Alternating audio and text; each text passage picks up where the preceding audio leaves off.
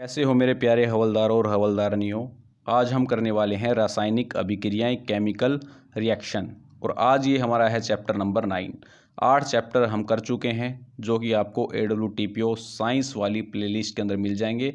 तो अगर आपने पहले वाले चैप्टर्स नहीं देखे हैं तो आप प्लेलिस्ट से चेकआउट कर सकते हैं। आज हम इसकी कंप्लीट थ्योरी करने वाले हैं। वही पॉइंट्स यहाँ पर हम कवर करेंगे जहाँ से एग्जामिनर बार बार क्वेश्चन पूछता है, प्लस में इंपॉर्टेंट MCQs जो कि वेरी वेरी इंपॉर्टेंट हैं AWTPO के एग्ज़ाम्स के लिए। अगर आप AWTPO या HC मिनिस्टर की मॉक टेस्ट सीरीज परचेज करना चाहते हैं और इस मॉक टेस्ट सीरीज के अंदर आपको 50 मॉक टेस्ट प्रोवाइड करवाए जाएंगे। AWTPO वाली टेस्ट सीरीज आपकी 15 अक्टूबर से पहले कंप्लीट हो जाएगी। HC मिनिस्टर वाली आपकी टेस्ट सीरीज 25 सितंबर से पहले कंप्लीट हो जाएगी। तो 25 सितंबर और 15 अक्टूबर से पहले पहले दोनों टेस्ट सीरीज के अंदर आपको 50 मॉक टेस्ट प्रोवाइड करवा दिए जाएंगे। और जो भी इंपॉर्टेंट MCQs हम आपके साथ डिस्कस कर रहे हैं साइंस के, ये आपको सेक्शनल टेस्ट के अंदर देखने को मिल जाएंगे AWTPO वाले कोर्स के अंदर। तो फटाफट जाइए रैंकस IQ एप्लीकेशन को डाउनलोड कीजिए और HC मिनिस्टर या AWTPO वाले कोर्स के अंदर आप एनरोल कर सकते हैं। काफ़ी हेल्पफुल टेस्ट सीरीज आपके लिए रहने वाली है। अगर आप कंप्यूटर के प्रीवियस ईयर MCQs कवर करना चाहते हैं तो आप ये वीडियो देख सकते हैं, top 400 plus MCQs previous year, और यहाँ से आपको डायरेक्ट एग्जाम में क्वेश्चन देखने को मिलने वाले हैं। काफ़ी हेल्पफुल वीडियो आपके लिए रहेगा कंप्यूटर का। तो इस वीडियो का लिंक आपको मिल जाएगा डिस्क्रिप्शन बॉक्स के अंदर। टेलीग्राम चैनल को ज्वाइन कर सकते हैं, सर्च करके @DPHC 2022 और ज्वाइन कर सकते हैं। चलिए स्टार्ट करते हैं। इस चैप्टर के अंदर हम कवर करने वाले हैं केमिकल रिएक्शंस क्या होती हैं, टाइप्स ऑफ केमिकल रिएक्शन, और केमिकल रिएक्शन को बैलेंस कैसे किया जा सकता है। यहीं से एग्जामिनर बार बार एग्जाम के अंदर क्वेश्चन पूछता है। ठीक है, तो यही पॉइंट हम कवर यहाँ पर करने वाले हैं। चलिए स्टार्ट करते हैं। फर्स्ट पॉइंट आपका, any chemical change in matter which involves it's transformation into one or more new substances is called as chemical reaction। दोस्तों चेंजेस आपके जनरली 2 टाइप्स के होते हैं, फिजिकल और केमिकल चेंज, जो कि हम कवर कर चुके हैं। केमिकल चेंज के अंदर हमने क्या पढ़ा था, जिस चेंज के अंदर आपका नया सब्सटेंस बनता है और इस चेंज के अंदर आपकी एक अवस्था दूसरी अवस्था के अंदर चेंज नहीं होती है, तो इसी को हम बोलते हैं केमिकल चेंज। जैसे आपका हो गया राइपनिंग ऑफ फ्रूट्स। ठीक है, जब आपके फल पक जाते हैं तो पके हुए फलों से हम कच्चा फल प्राप्त नहीं कर सकते हैं, तो ये आपका एक इरिवर्सिबल चेंज है और इसी चेंज को हम बोलते हैं केमिकल चेंज। और केमिकल चेंज आपका होता है with the help of chemical reaction, जिससे आपका न्यू प्रोडक्ट की फॉर्मेशन यहाँ पर होती है। तो इसी को बोलते हैं हम केमिकल रिएक्शन, जिनके अंदर आपका एक या एक से अधिक नए सब्सटेंस की फॉर्मेशन होती है। और वो सब्सटेंस जो केमिकल चेंज से गुजरते हैं रिएक्शन के अंदर, उनको क्या बोलते हैं, रिएक्टेंट, यानी कि अभिकारक। ठीक है, और जो सब्सटेंस आपके बनते हैं जैसे नए सब्सटेंस हो गए रिएक्शन के दौरान, उनको बोलते हैं आपका प्रोडक्ट, यानी कि अभिकारक। इस रिएक्शन के अंदर आप देखिए मैग्नीशियम और ऑक्सीजन आपकी क्या है, रिएक्टेंट। दोनों रिएक्शन करके किसकी फॉर्मेशन करते हैं, मैग्नीशियम ऑक्साइड की। मैग्नीशियम ऑक्साइड क्या है, आपका प्रोडक्ट यानी कि उत्पाद है, और मैग्नीशियम और ऑक्सीजन ये दोनों क्या है, आपके अभिकारक। ठीक है, तो ये आपको इंपॉर्टेंट पॉइंट से ये याद रखने हैं। अब आपसे एग्जामिनर पूछ ले कि केमिकल रिएक्शन को कैसे आइडेंटिफाई करते हैं। ठीक है, तो केमिकल रिएक्शन के अंदर क्या होता है, अवस्था में परिवर्तन आता है, यानी कि change in state. Second point है चेंज इन कलर, रंग में परिवर्तन आता है। थर्ड पॉइंट है इवोल्यूशन ऑफ गैस, कुछ रिएक्शन के अंदर आपकी क्या होती है, गैस का विकास होता है, यानी कि इवोल्यूशन होता है गैस का। फोर्थ पॉइंट है आपका चेंज इन टेम्परेचर, जब आपकी केमिकल रिएक्शन होती है तो उस टाइम पर क्या होता है, तापमान में परिवर्तन होता है। तो सारे आइडेंटिफिकेशन आपको याद रखने हैं, वेरी वेरी इंपॉर्टेंट है। डायरेक्ट यहाँ से एग्जाम के अंदर क्वेश्चन पूछा जा सकता है। ठीक है, एग्जामिनर पूछ सकता है कि केमिकल रिएक्शन को कैसे आइडेंटिफाई करोगे। जो आपका स्टेट, कलर और गैस के अंदर स्टेट और कलर के अंदर चेंजमेंट होता है, इनके अंदर इवोल्यूशन ऑफ गैस होती है, टेम्परेचर के अंदर चेंज होता है। ठीक है, तो ये सारे पॉइंट आपको याद रखने हैं। नेक्स्ट आता है आपका केमिकल इक्वेशंस क्या होती हैं। तो ये क्या होती हैं, एक chemical equation is the symbolic representation of a chemical reaction. एक रासायनिक समीकरण एक रासायनिक अभिक्रिया का प्रतीकात्मक प्रतिनिधित्व है। जैसे हमने यहाँ पर लिखा था मैग्नीशियम प्लस में ऑक्सीजन, ये किसकी फॉर्मेशन कर रहा था, मैग्नीशियम ऑक्साइड की। तो ये क्या थी आपकी एक वर्ड इक्वेशन। लेकिन सारी रिएक्शन को वर्ड इक्वेशन में लिखना काफ़ी हार्ड रहता है, क्योंकि वहाँ पर आपको काफ़ी ज़्यादा रिएक्टेंट्स भी कई बार देखने को मिल जाते हैं और कई बार काफ़ी ज़्यादा आपके प्रोडक्ट्स की फॉर्मेशन होती है, ठीक है। तो उसके अंदर आप अगर उनको वर्ड्स के अंदर लिखोगे तो थोड़ा सा अटपटा हो जाएगा, काफ़ी हार्ड हो जाएगा। तो उसको सरल बनाने के लिए यहाँ पर एक सिंबॉलिक रिप्रेजेंटेशन आपका लिया गया किसके अंदर, केमिकल रिएक्शन का, जिसके अंदर जो आपके एलिमेंट्स थे उनके सिंबल्स और फॉर्मूले का यूज़ किया गया रिएक्टेंट और प्रोडक्ट का, ठीक है। जैसे यहाँ पर मैग्नीशियम का सिंबल लिया गया Mg, ऑक्सीजन का सिंबल लिया गया O2, और यहाँ पर जो आपका प्रोडक्ट बना मैग्नीशियम ऑक्साइड, इसका MgO यहाँ पर केमिकल फॉर्मूला लिया गया, ठीक है। तो इसको एक सिंबॉलिक रिप्रेजेंटेशन के अंदर लगाया गया कि इसके अंदर केमिकल रिएक्शन के अंदर, इसी को बोलते हैं हम केमिकल इक्वेशन। और ये रहेगी आपकी स्केलेटल केमिकल इक्वेशन। एग्जामिनर आपसे पूछ सकता है स्केलेटल केमिकल इक्वेशन यानी कंकाल समीकरण कौन सी होती हैं, तो होती हैं आपकी अनबैलेंस्ड केमिकल इक्वेशन जो होती हैं आपकी, वो क्या होती हैं, स्केलेटल केमिकल इक्वेशन। जैसे यहाँ पर आप देख सकते हैं ऑक्सीजन के कितने एटम हैं, ऑक्सीजन के 2 हैं रिएक्टेंट के अंदर, और प्रोडक्ट के अंदर कितने हैं आपके 1। तो ये आपकी अनबैलेंस्ड केमिकल इक्वेशन है और इसी को हम बोलते हैं स्केलेटल केमिकल इक्वेशन, ठीक है। और केमिकल इक्वेशन आपकी कौन से लॉ पर बेस है, law of conservation of mass. ये भी बार बार एग्जाम के अंदर पूछा जाता है, केमिकल इक्वेशंस कौन से लॉ के ऊपर काम करती हैं, तो ये काम करती हैं law of conservation of mass. Bar bar exam के अंदर पूछा जाता है, यानी कि जो आपके रिएक्टेंट के अंदर टोटल नंबर ऑफ एटम्स होंगे वो बराबर होंगे टोटल नंबर ऑफ एटम्स जो आपके रहेंगे प्रोडक्ट के अंदर, ठीक है। Total number of atoms in the reactant is equal to total number of atoms in the product.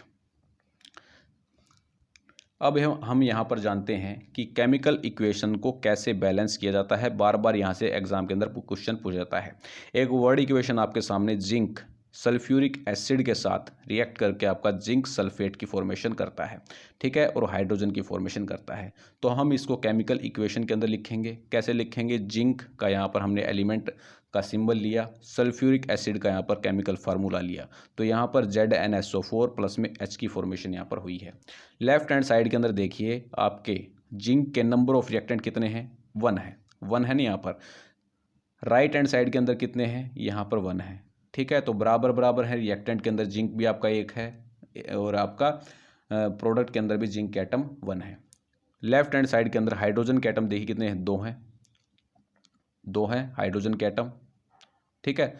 यहाँ पर आएगा आपका S2 आएगा यहाँ पर हाइड्रोजन गैस, ठीक है।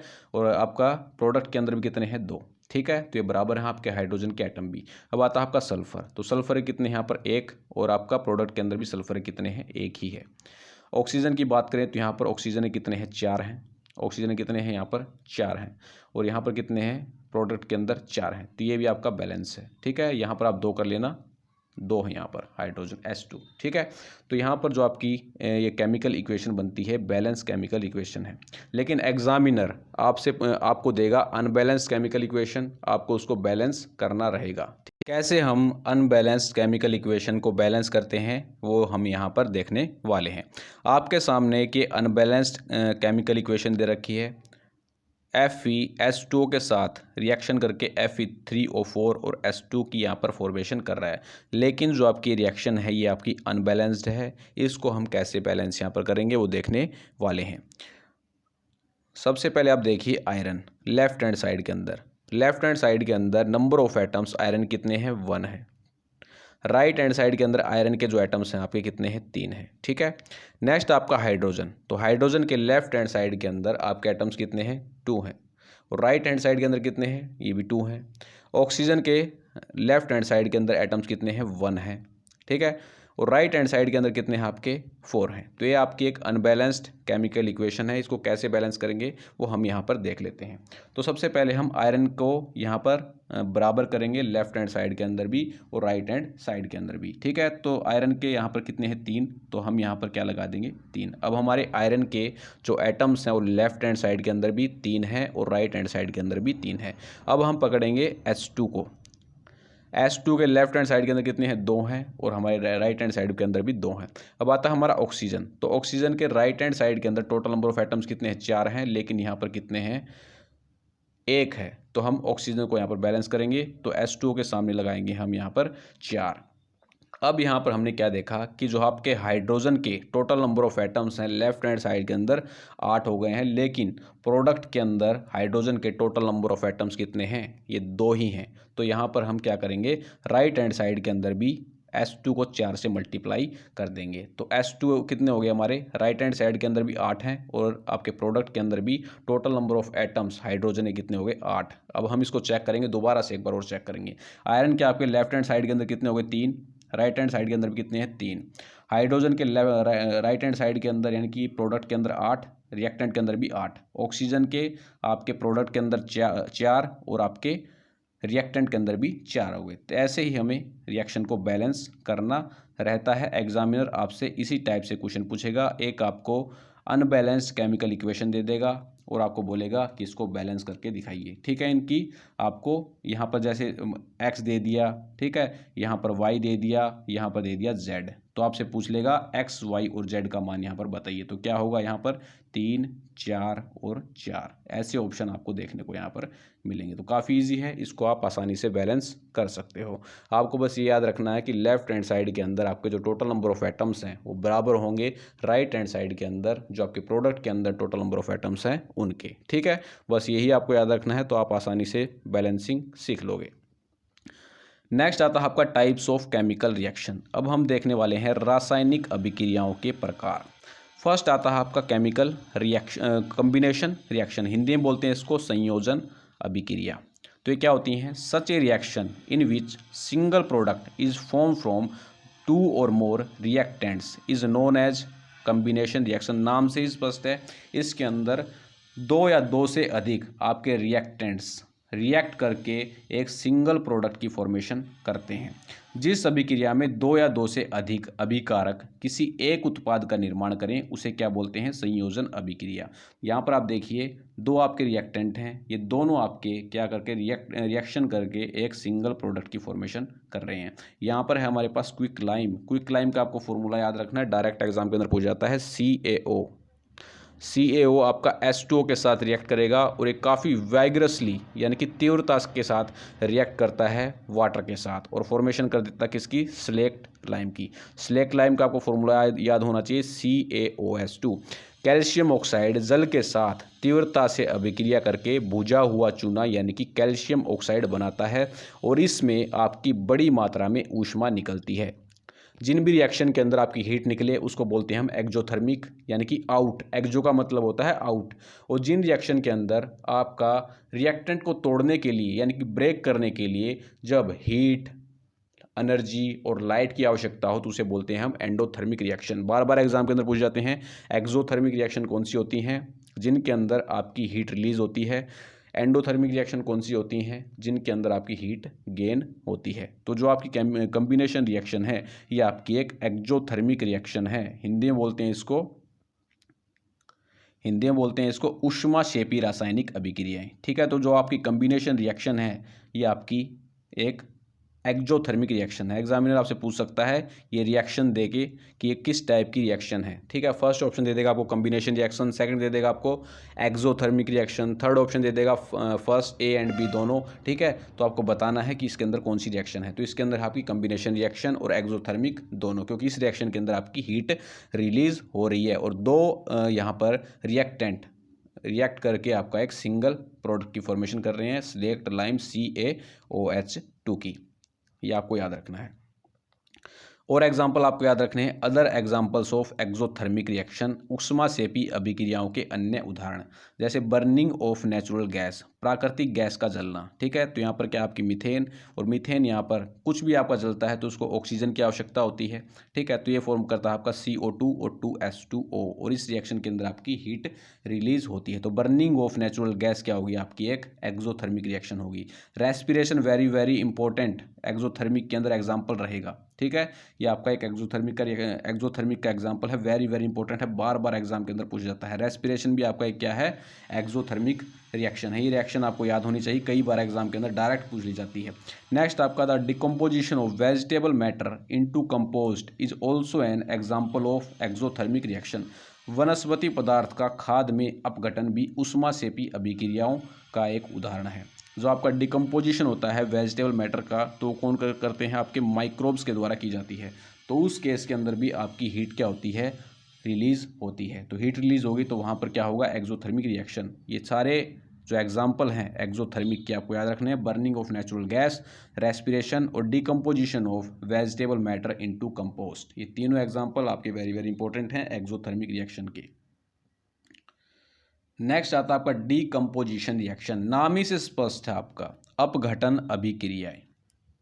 इनके अंदर क्या होता है, एक सिंगल रिएक्टेंट ब्रेक करके सिंपलर प्रोडक्ट्स के अंदर सिंपलर प्रोडक्ट की फॉर्मेशन करता है। इस अभिक्रिया में एकल अभिकारक टूटकर सरल उत्पाद यहाँ पर देता है।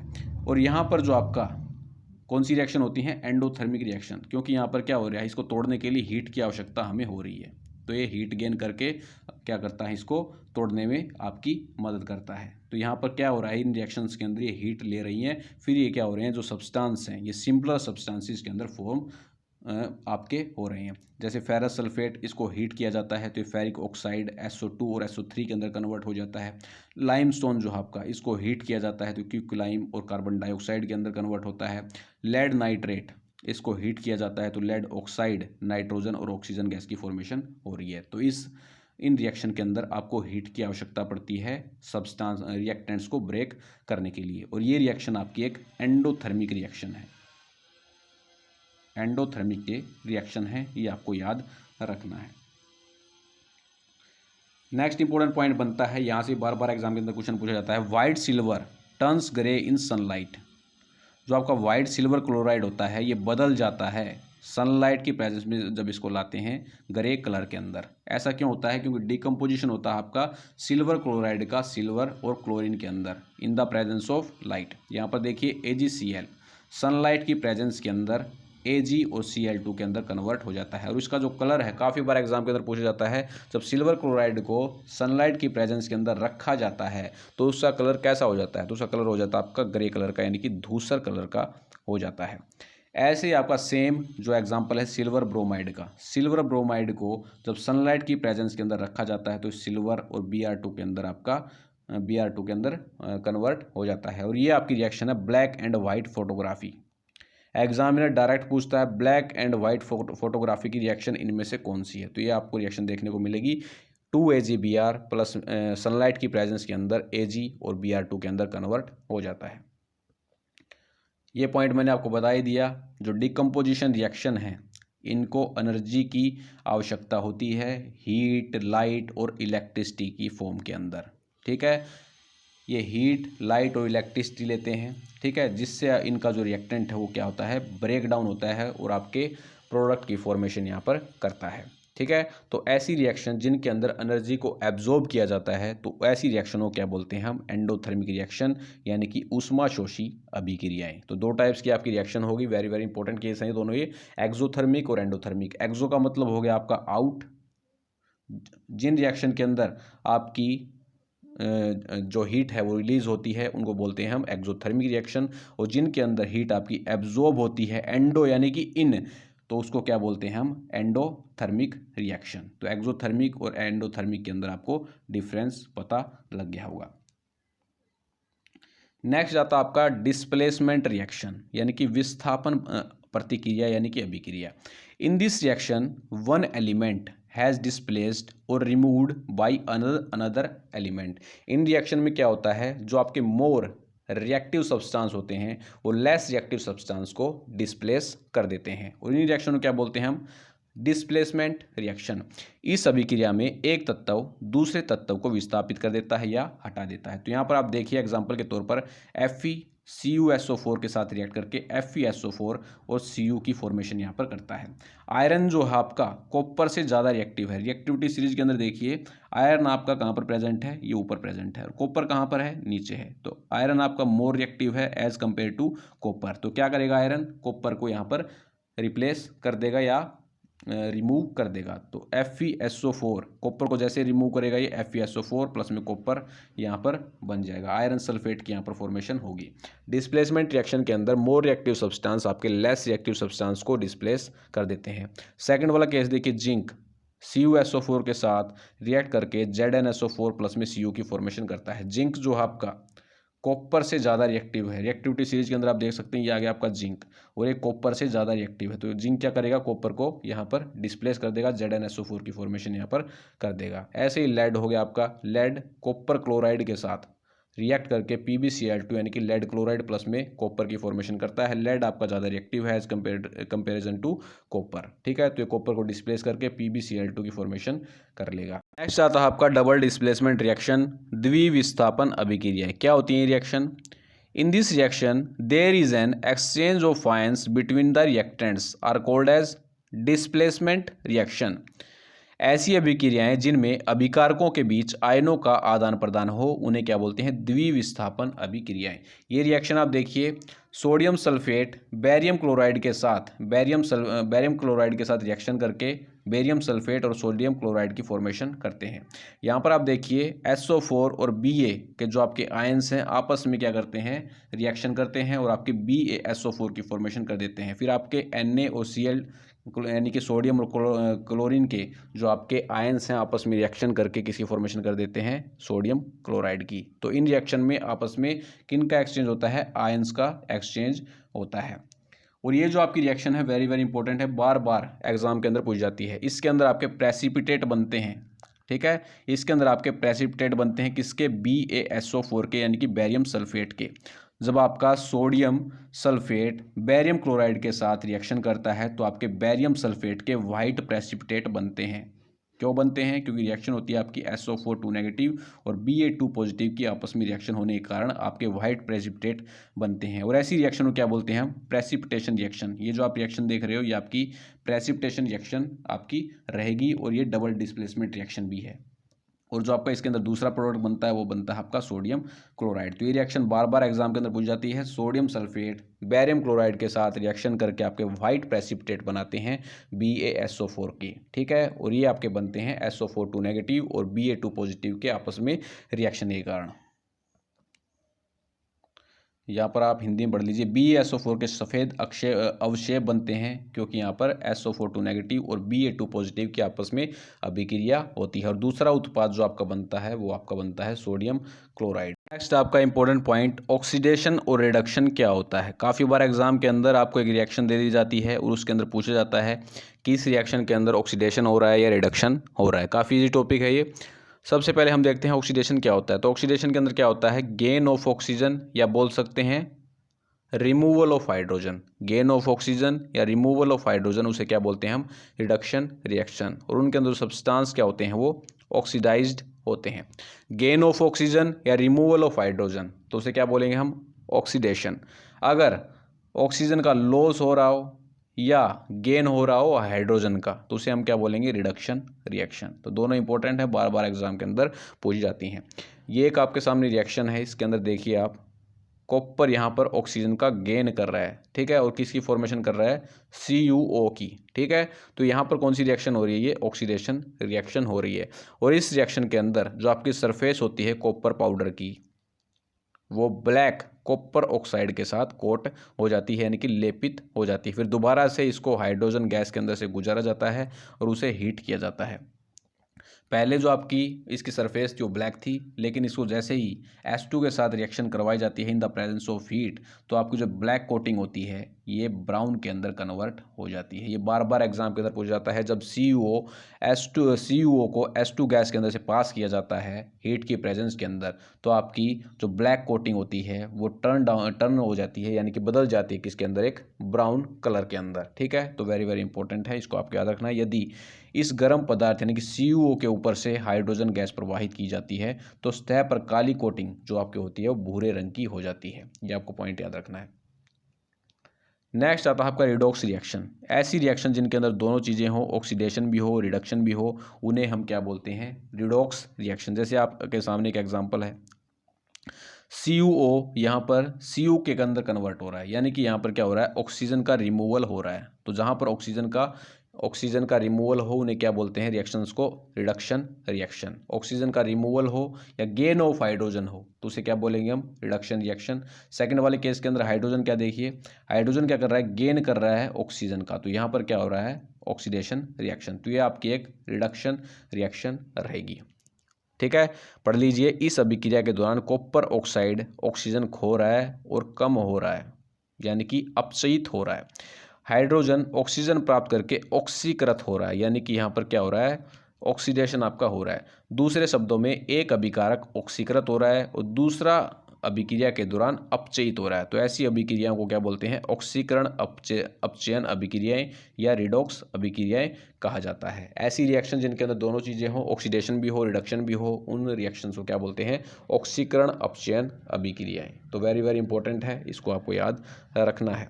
अब हम करते हैं यहाँ से एमसीक्यूज, वेरी वेरी इंपॉर्टेंट। और यहाँ पर हमारी थ्योरी वाला जो सेक्शन है वो कंप्लीट होता है। इससे ज़्यादा एग्जाम के अंदर कुछ भी पूछा नहीं जाता है। फर्स्ट क्वेश्चन आपका, नीचे दी गई अभिक्रिया के बारे में निम्नलिखित में से कौन सा कथन गलत है। Which of the following statement about the reaction below are incorrect. ये आपको एक रिएक्शन दे रखी है और इसकी 4 स्टेटमेंट आपको दे रखी हैं और इन 4 स्टेटमेंट में से आपको बताना है कि कौन सी स्टेटमेंट यहाँ पर गलत हैं। फर्स्ट आपका दे रखा है lead is getting reduced. Second दे रखा आपका carbon dioxide is getting oxidised. C दे रखा आपका कार्बन इज गेटिंग ऑक्सीडाइज्ड और डी दे रखा आपका lead oxide is getting reduced. काफ़ी इजी क्वेश्चन है। लेड ऑक्साइड के अंदर देखिए यहाँ पर क्या हो रहा है, ऑक्सीजन का रिमूवल हो रहा है और जहाँ पर ऑक्सीजन का रिमूवल होगा वहाँ पर वो सब्सटेंस क्या होगा, रिड्यूस्ड हो जाएगा, यानी कि वहाँ पर क्या होगा, रिडक्शन आपका होने वाला है। तो लेड ऑक्साइड यहाँ पर क्या हो रहा है, रिड्यूस्ड हो रहा है। सेकंड वाला देखिए आप कार्बन, तो कार्बन क्या कर रहा है, यहाँ पर ऑक्सीजन गेन कर रहा है, तो यहाँ पर क्या होगा आपका ऑक्सीडेशन। तो कार्बन क्या हो रहा है, यहाँ पर ऑक्सीडाइज हो रहा है। तो सी और डी आपके बिल्कुल करेक्ट हैं। ए और बी आपकी गलत हो जाएंगे। लेड इज गेटिंग रिड्यूस्ड और carbon dioxide is getting oxidised. ठीक है, तो ए और बी आपकी बिल्कुल अनकरेक्ट स्टेटमेंट यहाँ पर रहेंगी। फर्स्ट आपका राइट हो जाएगा। नेक्स्ट आपको एक रिएक्शन दे रखी है और रिएक्शन के अंदर आपको बताना है कौन सी रिएक्शन है। सारी रिएक्शन मैं आपको बता चुका हूँ कौन सी है। इसके अंदर कॉम्बिनेशन है, डबल डिस्प्लेसमेंट है, डिकम्पोजिशन रिएक्शन है, डिस्प्लेसमेंट रिएक्शन है। कॉम्बिनेशन, डबल डिस्प्लेसमेंट, डिकम्पोजिशन, तो ये तो है ही नहीं। इसके अंदर कौन सी बचेगी आपकी, डिस्प्लेसमेंट रिएक्शन। डिस्प्लेसमेंट रिएक्शन में क्या होता है, इसके अंदर हाई रिएक्टिव मेटल्स क्या होती हैं, लो रिएक्टिव मेटल्स को डिस्प्लेस कर देती हैं। एल्यूमिनियम जो है आपका आयरन से हाई रिएक्टिव है, तो ये आपका आयरन को डिस्प्लेस कर देगा और Al2O3 की फॉर्मेशन यहाँ पर कर देगा। तो कौन सी रिएक्शन होगी यहाँ पर, डिस्प्लेसमेंट रिएक्शन। ऑप्शन डी यहाँ पर आपका बिल्कुल करेक्ट हो जाएगा। Next, what happens when dilute hydrochloric acid is added to iron filings. Tick the correct answer. Tick करना आपको आंसर। क्या होता है जब तनु हाइड्रोक्लोरिक अम्ल को लोहे के भरावन में मिलाया जाता है। सही जवाब का सही निशान आपको लगाना है। ये क्वेश्चन शायद मैं आपको पहले भी करवा चुका हूं। दोस्तों, जब एसिड मेटल्स के साथ रिएक्ट करती हैं तो किसकी फॉर्मेशन करती हैं, साल्ट और हाइड्रोजन गैस की। तो HCl आयरन के साथ रिएक्ट करके किसका फॉर्मेशन करेगा, FeCl2 और हाइड्रोजन गैस की। और ये आपकी एक बैलेंस केमिकल रिएक्शन रहेगी। कैसे रहेगी, हाइड्रोजन कितने हैं लेफ्ट हैंड साइड के अंदर, एटम 2 हैं। यहाँ पर कितने हैं, राइट हैंड साइड के अंदर 2 हैं। आयरन कितना है आपका, 1 है लेफ्ट हैंड साइड के अंदर, राइट हैंड साइड के अंदर कितना है, 1 है। Cl कितने हैं आपके लेफ्ट हैंड साइड के अंदर, 2 हैं और राइट हैंड साइड के अंदर कितने हैं, 2 हैं। ठीक है, तो आपका ये एक बैलेंस केमिकल रिएक्शन है। और आपका एसिड जो है मेटल के साथ रिएक्ट करके क्या बनाता है, साल्ट के आपका साल्ट बनेगा और इसके अंदर हाइड्रोजन गैस का निर्माण आपका होता है। तो यहाँ पर कौन सा आंसर आपका बिल्कुल राइट होगा, हाइड्रोजन गैस और iron chloride are produced.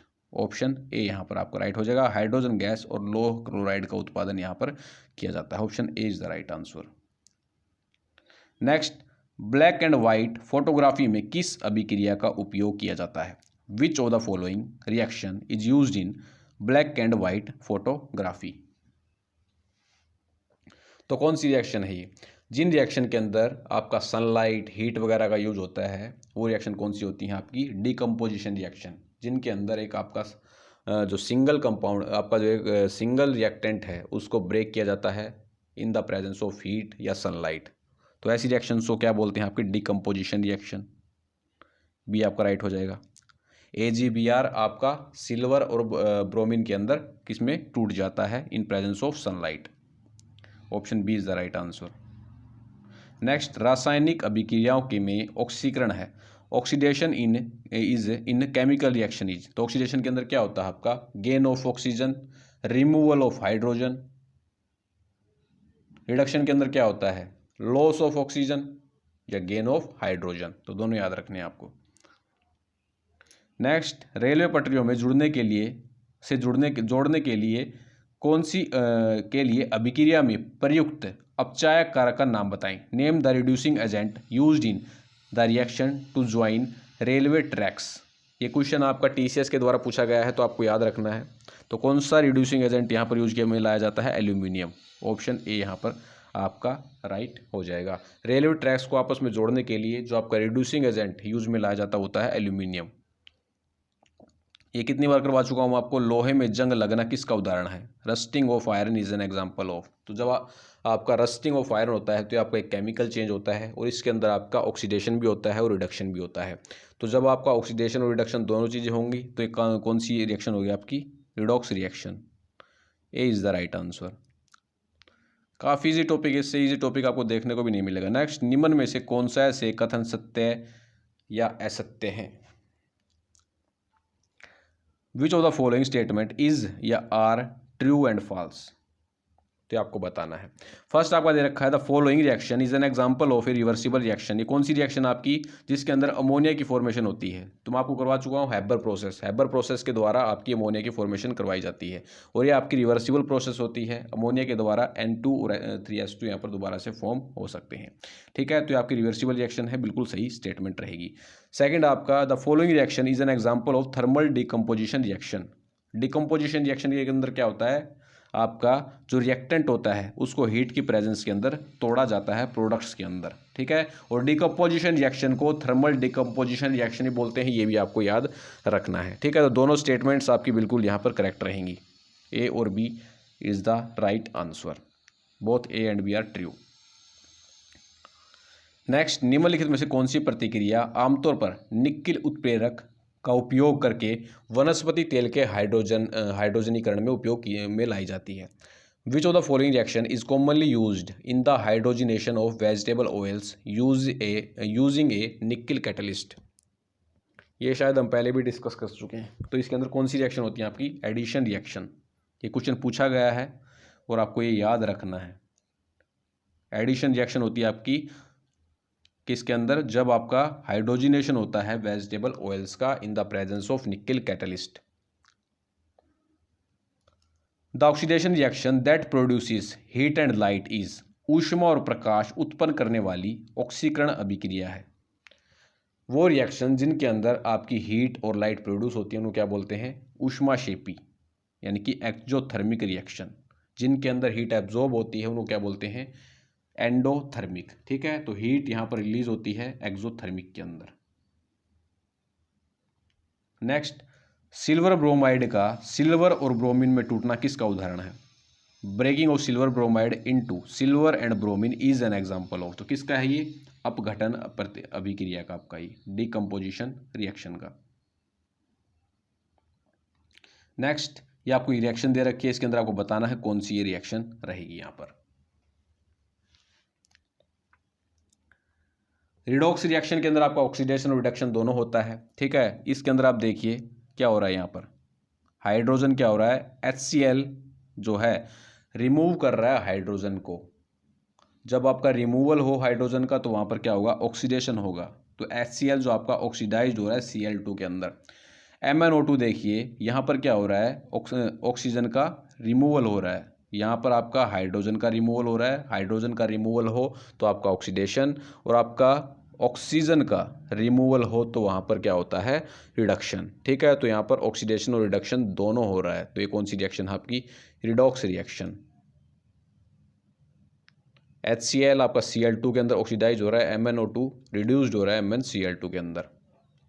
Next, एक चमकदार के साथ मैग्नीशियम रिबन जलता है। जो आपका मैग्नीशियम रिबन जलता है तो एक चमकदार आपकी किस प्रकार की यहाँ पर लो निकलती है, ये आपको बताना है। काफ़ी बार एग्जाम के अंदर पूछा जाता है।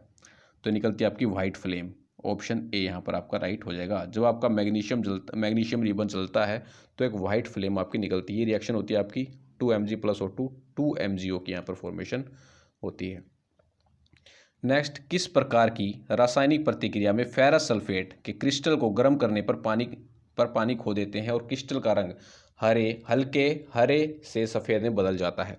In which type of chemical reaction do crystals of ferrous sulphate lose water on heating. Question के अंदर ही आंसर है। हीट का यूज किसके अंदर किया जाता है, बताओ। हीट का यूज किया जाता है आपका डिकम्पोजिशन रिएक्शन के अंदर। ऑप्शन ए यहाँ पर आपका राइट हो जाएगा। A is the right answer. Reaction भी आपको याद करने की जरूरत नहीं है, आपको क्वेश्चन के अंदर ही आंसर यहाँ पर मिल गया। ठीक है। FeSO4.7H2 इसको हीट किया जाता है तो आपका अनहाइड्रस फेरस सल्फेट प्लस में 7H2 की फॉर्मेशन होती है और ये आपका एक डिकम्पोजिशन रिएक्शन होता है। Next, barium chloride on reacting with ammonium chloride sulphate forms barium sulphate and ammonium chloride. Which of the following correctly represent the type of reaction involved. करवा चुका हूँ। बेरियम क्लोराइड अमोनियम सल्फेट के साथ प्रतिक्रिया करने पर बेरियम सल्फेट और ammonium chloride बनाता है। निम्नलिखित में से कौन सी प्रतिक्रिया है ये। डबल डिस्प्लेसमेंट रिएक्शन है और डबल डिस्प्लेसमेंट के अंदर क्या होती है आपकी प्रेसिपिटेशन रिएक्शन होती है। ऑप्शन बी यहां पर आपका राइट हो जाएगा। B is the right answer. Barium chloride ammonium sulphate के साथ यहाँ पर रिएक्शन करके बेरियम सल्फाइड और आपका अमोनियम क्लोराइड यहाँ पर बना देता है। यहाँ पर क्या होता है आपका एक्सचेंज ऑफ आयंस होता है और फिर क्या होता है आपका BaSO4 की फॉर्मेशन होती है और NH4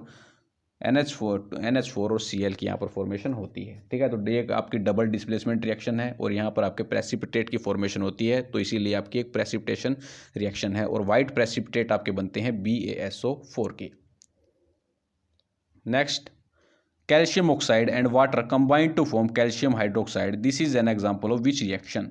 कैल्शियम ऑक्साइड और पानी मिलकर कैल्शियम हाइड्रोक्साइड बनाते हैं। ये कौन सी अभिक्रिया है ये आपको बताना है। करवा दिया था हमने, स्टार्टिंग में ही किया था कॉम्बिनेशन रिएक्शन।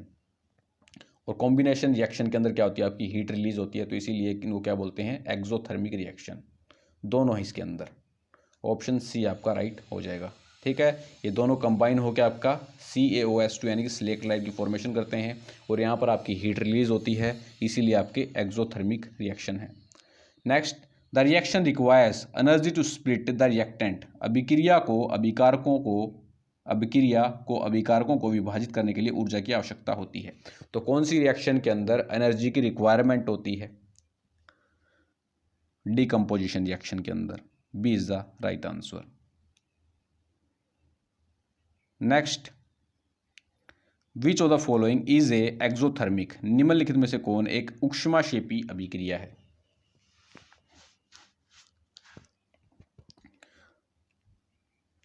जब सल्फ्यूरिक एसिड आपका वाटर के साथ रिएक्ट करता है तो काफ़ी लार्ज अमाउंट के अंदर आपकी हीट निकलती है। ठीक है। तो ऑप्शन सी आपका राइट हो जाएगा। जहां पर आपकी हीट निकले, हीट रिलीज हो, उसे क्या बोलते हैं एक्सोथर्मिक रिएक्शन। ऑप्शन सी आपका राइट हो जाएगा।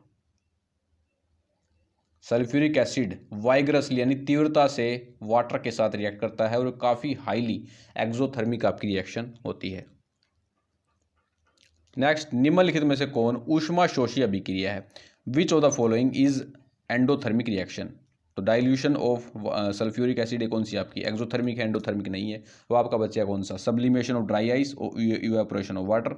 दोनों को क्या होता है हीट की आवश्यकता होती है, यानी सनलाइट लेते हैं, सनलाइट की प्रेजेंस में ही जो आपका वाटर होता है वो क्या होता है इवेपोरेट होता है, या आपकी जो आइस होती है वो पिघलती है। ठीक है। तो जिस भी रिएक्शन के अंदर हीट को एब्जॉर्ब किया जाए in the form of electricity या सनलाइट, तो उस रिएक्शन को क्या बोलते हैं एंडोथर्मिक रिएक्शन। ऑप्शन डी आपका राइट हो जाएगा।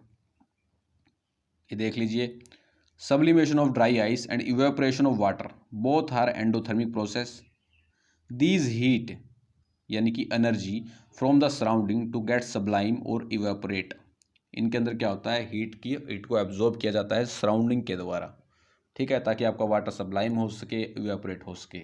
और ये क्या प्रोड्यूस करती हैं आपकी कूलिंग प्रोड्यूस करती हैं, दोनों प्रोसेस, सब्लिमेशन भी और आपकी इवेपोरेशन भी। नेक्स्ट, लंबे समय तक हवा के संपर्क में रहने पर चांदी की वस्तु काली हो जाती है, ये किसके गठन का परिणाम है। Silver article become black on prolonged exposure to air, this is due to formation of. तो सिल्वर आर्टिकल जो होते हैं आपके काफ़ी लंबे समय तक एयर की प्रेजेंस के अंदर रखने पर क्या हो जाते हैं, काले हो जाते हैं। किसके कारण, Ag2S के कारण। ऑप्शन बी आपका राइट हो जाएगा। Ag+S यानी कि सल्फर आपका एटमॉस्फेयर के अंदर रिएक्ट करके किसी फॉर्म करता है सिल्वर सल्फाइड की, जो कि आपका कैसा होता है, ब्लैक कलर का होता है। काफ़ी बार पूछा जाता है एग्जाम के अंदर। नेक्स्ट, जब कॉपर ऑक्साइड को हाइड्रोजन के साथ गर्म किया जाता है तो कॉपर धातु और पानी बनता है। इस अभिक्रिया में हाइड्रोजन का क्या होता है? When copper oxide is heated with hydrogen तो copper and water are formed. What happens to the hydrogen in the reaction? CuO plus hydrogen यानी कि H2, ये किसकी फॉर्मेशन करते हैं, आपकी कॉपर की और वाटर की। ठीक है, तो यहाँ पर पूछ रखा है हाइड्रोजन के साथ क्या होगा, तो हाइड्रोजन क्या करता है, यहाँ पर ऑक्सीजन गेन करता है। तो ऑक्सीजन गेन जहाँ पर होगी वहाँ पर क्या होगा, आपका ऑक्सीडेशन। ऑप्शन सी आपका राइट हो जाएगा। सी इज द राइट आंसर। ठीक है, हाइड्रोजन के अंदर पूछा है ना।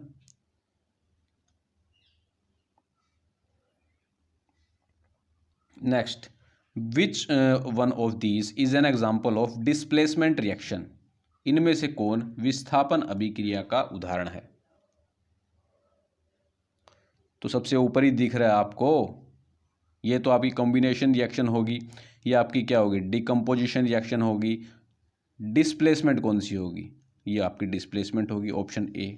क्योंकि आयरन जो होता है वो कॉपर से हाई रिएक्टिव होता है, तो ये कॉपर को क्या करता है, डिस्प्लेस कर देता है। तो आपका ऑप्शन ए ही यहाँ पर राइट हो जाएगा। काफ़ी इजी क्वेश्चन है, कुछ भी नहीं है इनके अंदर। नेक्स्ट, निम्न में से कौन सा कथन सत्य या असत्य है? Which of the following statement is are true या फॉल्स? False statement. फर्स्ट दे रखा आपका, the following is an example of reversible reaction. निम्नलिखित एक प्रतिवर्ती अभिक्रिया का उदाहरण है। ये आपको मैं बता चुका हूँ, हैबर प्रोसेस है। ठीक है, जिसके अंदर अमोनिया की फॉर्मेशन होती है। Next, the following example is of double displacement reaction. निम्न उदाहरण द्वितीय विस्थापन अभिक्रिया का उदाहरण है। ये क्या है, इसके अंदर डबल डिस्प्लेसमेंट आपको दिख रही है कहीं पर, है कॉम्बिनेशन रिएक्शन है ये। तो आपका ओनली वन जो आपकी फर्स्ट स्टेटमेंट है वो करेक्ट हो जाएगी, सेकंड स्टेटमेंट आपकी गलत है। Option A is the right answer. Next, a balance chemical equation is accordance with. एक संतुलित रासायनिक समीकरण किसके अनुसार होती है? तो मैं आपको बता चुका हूँ, द्रव्यमान के संरक्षण के नियम पर। लेफ्ट साइड के अंदर आपके जितने टोटल नंबर ऑफ एटम्स होते हैं उतने ही आपके राइट साइड के अंदर यानी कि प्रोडक्ट के अंदर टोटल नंबर ऑफ एटम्स होते हैं। नेक्स्ट, निम्नलिखित में से कौन एक संतुलित रासायनिक समीकरण है? Which of the following is a balanced chemical equation? ये आपको बताना है। फर्स्ट वाली बैलेंस है क्या, सोडियम के देखो एक एक सी है। H2 के यहाँ पर लेफ्ट हैंड साइड के अंदर कितने हैं, 3 हैं, यहाँ पर 2 हैं, तो ये बैलेंस नहीं है। नेक्स्ट आपकी H2 + O2, यहाँ पर H2O2 O का केवल एक है, O का केवल एक है, तो ये भी आपकी अनबैलेंस्ड। सी दे रखा आपका Mg + O2, तो ऑक्सीजन के लेफ्ट यहाँ पर 2 हैं, यहाँ पर एक है, तो ये भी आपकी अनबैलेंस्ड। नेक्स्ट आपकी 2Mg + O2, यहाँ पर आपके 2 Mg के हैं, यहाँ पर 2 Mg के हैं, ऑक्सीजन के भी 2 हो गए, ऑक्सीजन के भी 2 हो गए, तो ये कौन सी आपकी बैलेंस्ड है? ऑप्शन डी आपका राइट हो जाएगा। डी आपकी एक बैलेंस्ड केमिकल रिएक्शन है। नेक्स्ट, निम्न में से कौन सी अभिक्रिया संतुलित अभिक्रिया है? Which of the following reaction is a balanced reaction? ये आपको बताना है।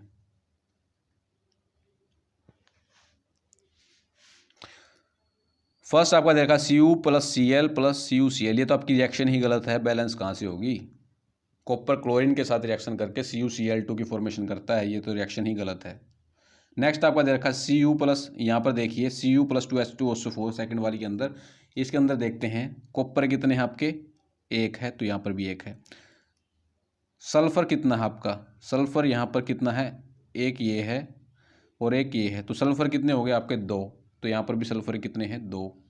ठीक है, फिर आता है आपका oxygen. Oxygen right hand side के अंदर देखिए, यहाँ पर 4, यहाँ पर 2, यहाँ पर 2, 4 2 6 2 8, और यहाँ पर भी कितने हैं आपके, 4 दूनी 8, 8 हैं। तो कॉपर, हाइड्रोजन और सल्फर और ऑक्सीजन सभी के यहाँ पर लेफ्ट और राइट साइड के अंदर एटम्स बराबर हैं, तो ये आपकी बिल्कुल बैलेंस्ड केमिकल रिएक्शन है। ऑप्शन बी आपका राइट हो जाएगा।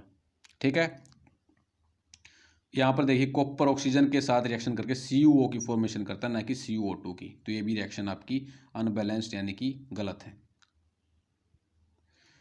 Next, a chemical equation is said to be balanced if the number of, एक रासायनिक समीकरण को संतुलित कहा जाता है यदि उनकी संख्या हो। तो क्या होता है, जो एटम्स होते हैं आपके दोनों साइड के अंदर बराबर होने चाहिए, इसीलिए उनको क्या बोलेंगे, बैलेंस्ड केमिकल रिएक्शन। नेक्स्ट आपका क्वेश्चन नंबर 28, रासायनिक अभिक्रिया के संतुलन में संतुलित समीकरण में डी का मान आपको बताना है। ये आपको एक केमिकल रिएक्शन दे रखी है, इसके अंदर आपको बैलेंसिंग करनी है और डी का मान आपको बताना है। इस टाइप क्वेश्चन के अंदर आपको फटाफट से ऑप्शंस का यूज़ कर लेना है। जैसे फर्स्ट ऑप्शन मैं यहाँ पर उठाता हूँ, डी की वैल्यू 1 रखता हूँ, ठीक है। तो ये बैलेंस क्या हो जाएगी, जिंक के आपका 1 है लेफ्ट हैंड साइड के अंदर, यहाँ पर भी 1 है, ठीक है।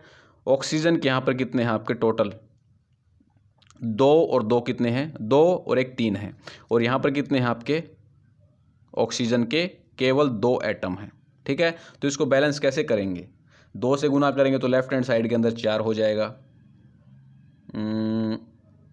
ये बैलेंस नहीं हो पाएगी आपकी, अगर आप एक यहाँ पर वैल्यू पुट करते हो तो ये आपकी बैलेंस नहीं हो पाएगी, ठीक है। सेकंड वाला देखिए आप, सेकंड ऑप्शन उठाते हैं हम, ऑप्शन सेकंड, डी की वैल्यू 2 रखी मैंने यहाँ पर, डी की वैल्यू 2 रखी मैंने यहाँ पर। जैसे मैंने डी की वैल्यू 2 रखी तो यहाँ पर सल्फर कितने हो गए, 2, और लेफ्ट हैंड साइड के अंदर है 1, ठीक है। तो मैं यहाँ पर भी 2 रखूँगा क्योंकि मुझे सल्फर के एटम्स लेफ्ट हैंड साइड में भी और राइट हैंड साइड में बराबर करने हैं। जिंक कब आपके 2 हो गई और यहाँ पर है आपका 1, तो जिंक को मैं 2 बनाऊंगा यहाँ पर, क्योंकि आपका law of conservation of mass बोलता है ये। अब क्या हुआ, अब आपका बच गया ऑक्सीजन। ऑक्सीजन है कितने हैं आपके लेफ्ट हैंड साइड के अंदर, कितने हैं, 2 हैं, और राइट हैंड साइड के अंदर आपके हैं 2 दूनी 4 और 6, ठीक है। तो मैं ऑक्सीजन को यहाँ पर 3 से मल्टीप्लाई कर दूंगा, कोफिशिएंट जो आपका इसका रखूंगा मैं 3 रखूंगा। अब आप देख लीजिए ये इक्वेशन है, जो आपकी रिएक्शन है ये बैलेंस हो गई है। लेफ्ट हैंड साइड के अंदर आपके जिंक 2 हैं, राइट हैंड साइड के अंदर आपके जिंक 2 हैं, सल्फर आपके लेफ्ट हैंड साइड के अंदर 2 हैं, राइट हैंड साइड के अंदर 2 हैं, लेफ्ट हैंड साइड के अंदर भी 2 हैं, ऑक्सीजन 6 हैं आपके, और यहाँ पर भी आपके 4 + 2 6 ऑक्सीजन है, तो बैलेंस होगी। तो बी का मान यहाँ पर, डी का मान यहाँ पर 2 रखेंगे और ये बैलेंस आपकी हो जाएगी। नेक्स्ट, निम्नलिखित में से कौन सा ऐसे कथन सत्य हैं, विच of the following statement is या आर ट्रू। फर्स्ट दे रखा आपका, a balance chemical equation has an equal number of atoms of different elements in reactants and product. एक संतुलित रासायनिक समीकरण में अभिकारकों और उत्पादों में विभिन्न तत्वों के परमाणुओं की संख्या समान होती है। तो बिल्कुल सही स्टेटमेंट है, टीसीएस के द्वारा पूछा गया क्वेश्चन है ये, बिल्कुल सही स्टेटमेंट है, law of conservation of mass. Left hand side के अंदर जो आपके टोटल नंबर ऑफ एटम्स रहेंगे वो बराबर रहेंगे राइट हैंड साइड के अंदर टोटल नंबर ऑफ एटम्स के। Next, N unbalanced chemical equation has an unequal number of atoms और 1 or more elements in the reactants and products. एक असंतुलित रासायनिक समीकरण में अभिकारकों और उत्पादों में एक या अधिक तत्वों की परमाणु संख्या क्या होती है, परमाणुओं की असमान संख्या होती है। तो ये भी आपका बिल्कुल राइट हो जाएगा। अनबैलेंस्ड के अंदर क्या होंगे आपके अनइक्वल नंबर ऑफ एटम्स यहाँ पर रहेंगे। तो दोनों स्टेटमेंट आपकी बिल्कुल यहाँ पर सही हो जाएंगी, ए और बी दोनों स्टेटमेंट आपकी राइट हैं। टीसीएस ने पूछा है question.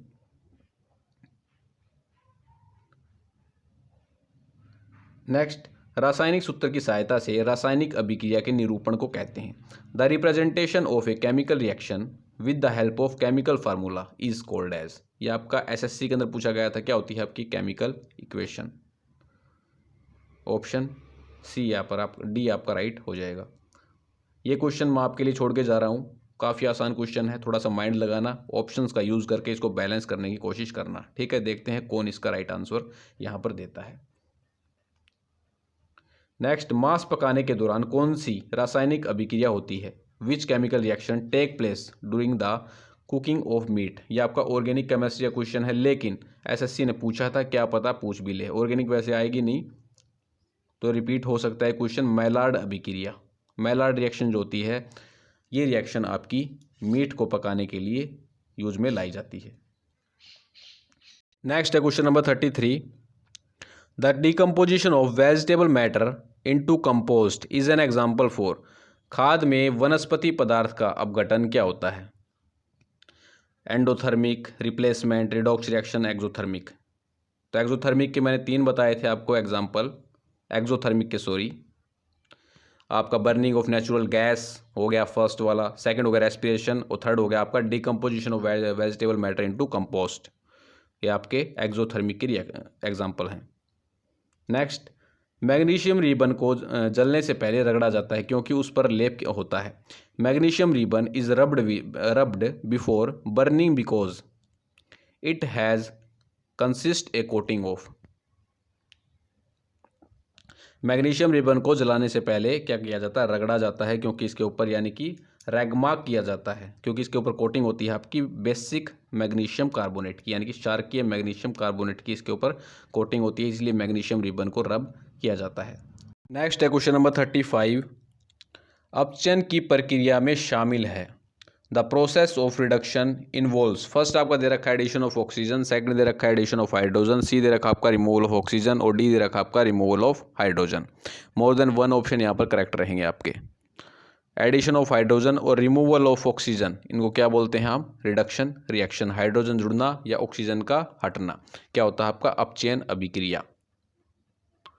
Next, name the products formed when iron filings are heated with dilute hydrochloric acid. लोहे के बुरादे को तनु हाइड्रोक्लोरिक अम्ल के साथ गर्म करने पर उत्पादों का नाम आपको बताना है। जब मेटल आपकी एसिड के साथ रिएक्ट करती है तो साल्ट और हाइड्रोजन गैस की फॉर्मेशन करती है। ठीक है, रिएक्शन भी आपको मैंने बता दी है। आयरन आपका HCl के साथ रिएक्ट करके फेरिक क्लोराइड प्लस में हाइड्रोजन गैस यहाँ पर बनाएगा, किसका, आयरन 3 क्लोराइड। आयरन 3 क्लोराइड और हाइड्रोजन गैस यहाँ पर बनेगी। ऑप्शन डी आपका राइट हो जाएगा। नेक्स्ट, निम्नलिखित में किस गैस का उपयोग भंडारण के लिए किया जाता है। Which of the following gases can be used for storage. तो कौन सी गैस होती है आपकी, हीलियम और नाइट्रोजन। हीलियम और नाइट्रोजन का यूज किया जाता है आपका स्टोरेज के अंदर। नेक्स्ट, निम्नलिखित में से किस अभिक्रिया को तापकीय अपघटन अभिक्रिया भी कहा जाता है। Which of the following reaction can also be term as thermal decomposition reaction. तो कौन सी होती है, डिकम्पोजिशन रिएक्शन को ही हम थर्मल डिकम्पोजिशन रिएक्शन बोलते हैं। ठीक है, थर्मल का मतलब टेम्परेचर। किसी भी रिएक्टेंट को डिकम्पोज करने के लिए किसकी, जब टेम्परेचर का यूज किया जाए, जैसे सनलाइट का हीट दी जाए उसको, तो उसे बोलते हैं हम थर्मल डिकम्पोजिशन। नेक्स्ट, निम्नलिखित प्रक्रियाओं में से रासायनिक अभिक्रिया शामिल नहीं है, अर्थात one of the following process does not involve A chemical reaction.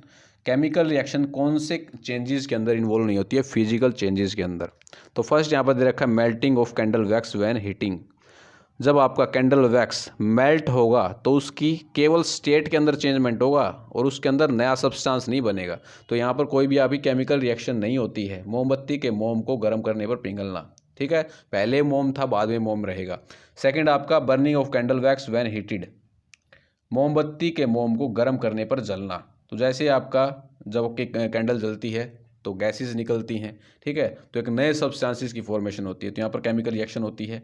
जो आपका फूड डाइजेस्ट होता है स्टमक के अंदर, तो वहाँ पर भी आपको केमिकल चेंज होता है। केमिकल चेंज होगा तो वहाँ पर केमिकल रिएक्शन होगी। राइपनिंग ऑफ बनाना, ये आपका एक केमिकल चेंज है, ठीक है, तो यहाँ पर भी आपकी रिएक्शन होती है। तो BCD के अंदर आपकी रिएक्शन होंगी, A के अंदर आपकी रिएक्शन नहीं होती, क्योंकि आपका एक फिजिकल चेंज है। तो दोस्तों यहाँ पर हमारा समाप्त होता है केमिकल रिएक्शन वाला टॉपिक, जिसके अंदर हमने थ्योरी और MCQs कवर कर लिए हैं। ये सारे MCQs आपको एप्लीकेशन पर मिल जाएंगे। मिलते हैं नेक्स्ट वीडियो के अंदर। जय हिंद, जय भारत।